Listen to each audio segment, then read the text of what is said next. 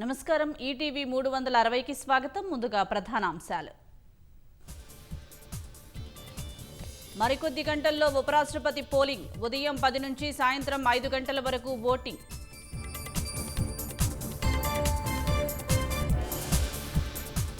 రాత్రికల్లా ఫలితాల్లో తేలనున్న విజేత.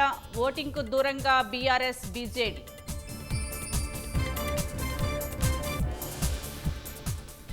తుమ్మిడిహట్టిపై డీపీఆర్ సిద్ధం చేయాలన్న ఉత్తమ్. మహారాష్ట్ర పర్యటనకు షెడ్యూల్ ఖరారు చేయాలని ఆదేశం.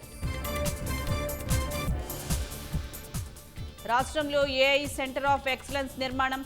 ఆస్ట్రేలియా వర్సిటీ డికిన్ భాగస్వామ్యంతో ఏర్పాటుకు ఒప్పందం. చర్లపల్లిలో 10 ఏళ్లుగా సాగుతున్న డ్రగ్స్ దందా. 24 గంటల్లో సమగ్ర నివేదికకు మంత్రి జూపల్లి ఆదేశం. ప్రజా ఆందోళనతో వెనక్కి తగ్గిన నేపాల్ సర్కార్.